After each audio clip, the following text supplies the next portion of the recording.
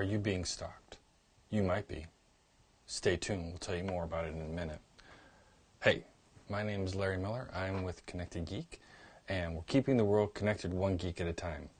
Today, we're starting a series on social media and how to protect yourself.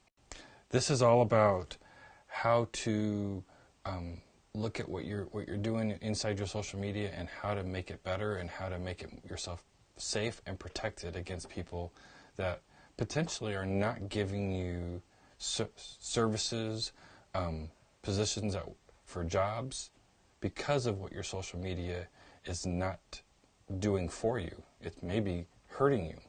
So today on Connected Geek Tech Tips, we're going to go over some high-level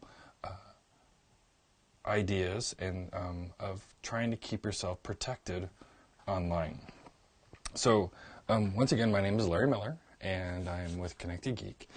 Connected Geek is a IT solutions provider where we do residential and home computer repair, help, services, and related to your IT needs. Also, I do website production as well as social media help and social media management as well. So if you ever have any needs in that regard, reach out to me and I can do my best to help you. Today, we are going to talk about stalking tech is what I'm calling it.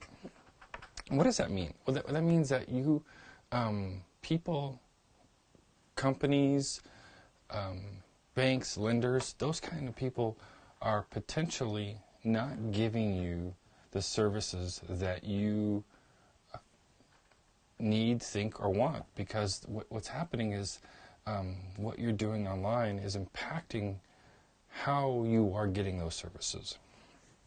So have any of you ever had that kind of problem? Is where you go out and you did got a job or got some services that they said, well, you know, I was looking online and I saw what you were doing, and you know, I know it doesn't look like you're being I guess the best word is not nice. You're not being socially responsible. I guess that's the best way to say it. I know we all try to be as open and honest on social media, and I know we try to be open and honest about our lives. And it's fun to share pictures. It's fun to share our experiences. But sometimes those experiences could actually hurt you if you're not paying attention to what you're doing online. I'm going to show you a little bit of a presentation that I put together. So hang on one second, I'm going to switch over to that. And as you can see, you see, hopefully you see my screen. We are going to go over this presentation. This weekend on echo. Uh-oh. Oh well, I guess I'm not going to watch what I'm going to do. Anyway, sorry about that. A little bit of technical difficulties over here. First things first, this weekend on Connected Geek Tech Tips, we are going to talk about, before I do that, my name is Larry Miller again. I know I've said it a couple times, but I just want you to know this guy right here, talking on the other end of the screen, is trying to help you succeed in your social media needs and your tech needs. Once again, it's Larry Miller. I'm at Connected Geek. And this week we are going to, I'm just going to reiterate this, sorry if you're hearing it twice, but I really want you to come back and interact and help me help you with some of your social media needs. So today we're talking about stalking tech. Tomorrow we're talking about how companies are reviewing your social media to where you potentially are not getting services and or positions in life with work and related to that. Then Wednesday, we are going to talk about social media safety and how that your digital footprint may be impacting how you are getting positions in life, services, that type of thing. So we're going to talk more deeply about social media and the digital footprint. Thursday, we're going to talk more in depth about bank and financial lenders and how they're not potentially giving you the money that you deserve. The last piece is on Friday, we're going to talk about mobile safety. And that means how to do things to your phone to protect you so you're not telling everybody everything that you're doing. And I kind of touch on it a little bit on the next slide. We are going to talk about protecting your information. Well, protecting your information comes down to, are you putting the information out online that is important to you, obviously, but is it going to help you in the long run? I've seen some people put out things about what they're doing over the weekend, and sometimes those weekend activities always don't lend itself to being as nice, or the word is escaping what the best way to say it. But basically, you're not doing what's right for your overall brand, for your person, for your environments of your life. Because what happens is companies come back and look at what you're doing, and all it's doing is hurting you and not helping you. So it's okay to share what you're doing, share like events that you're going through, and like going to a concert, sharing pictures, and having a good old time. But sometimes those good times, if you do, like if you're having too many drinks over the weekend, and maybe you're, just to be blunt, maybe you're out throwing up, and that's being on the internet. That doesn't always help you if it's shared globally, which I'll get into in a minute. That doesn't help you when you're trying to get a job, because a lot of companies do that. So, and I'll dive deeper into that later this week. One of the things you can do to protect yourself is turn off your GPS. Turning off your GPS or your location tracking,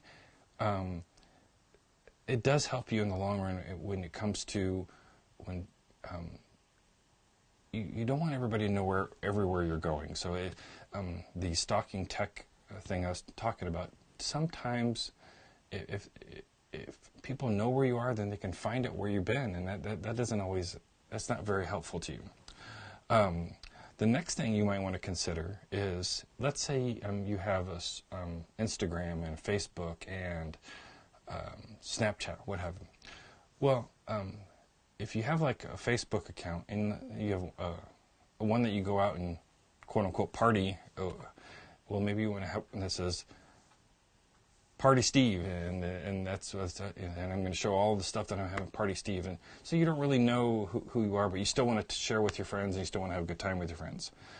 And so maybe you have a different Facebook for your professional or your brand, and you say, and so I'm Steve Miller, and Steve Miller has, he goes out and he's really the guy that he wants the world to see is the community brand guy, and he's going out and volunteering, and he's having a good time. But so he has two different usernames. Well, those two usernames are basically your brand and your fun time. So just keep that in mind when you're building those things. One thing you might want to consider is also when you're on your Facebook, you don't want to share everything about yourself. Well, one of the ways to not share is just hide all of your contacts. So when let's say a company checks your social media in your Facebook and they see that you're friends with 300 people, they can see all those people, and they can start combing through those people, and if they have access to them, and then they can say, well, it looks like these two people are not in a good spot, and they're not doing the right thing. So sometimes those types of things could be a detriment to you. So let's move on to the next one. One of the things that you could really consider is using your security features in like Facebook and Instagram and all of the places that have your account permissions. Well, inside of that, you can lock down the contacts. You can lock down what people can see. In Facebook, for example, there's a little globe next to a lot of the things that you post. That means the world can see that. That's just not just your world, that's the whole world, can see every piece of post that you post out to the world. You might want to lock that down just so your friends and family can see that. One of the other things that you might want to do is, if you have old accounts or old emails or old internet presence, as they would call it, just delete them. If you're not using them, just get rid of them. That means you're getting rid of, you had a Facebook account when you were 13 years old, and you moved on because you forgot the password or forgot the email address associated. Well, that's still there. Do your best to try and find that old email, log back in, and delete it, and because that content's gone for good. Another way to get rid of yourself from the internet is, if you want to, and I'm going to go to a deep dive in a couple weeks on this, is how to remove yourself from the internet. And there's a digital footprint option in the world that you can do, is try your best to remove yourself from the internet. That's unsubscribing from newsletters, that's removing old accounts, that kind of thing, which we just talked about for a second. One of the other really good things to do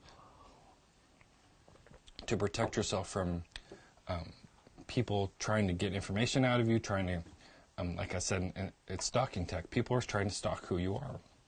And it's not the bad kind of stalking. It's just people just trying to get information about you so they can choose to give you services or not. It's, we live in a world where people are very choosy about what they want to give to the world, but we're also very overwhelmingly sharing. That we do that so much in this world. We share so much.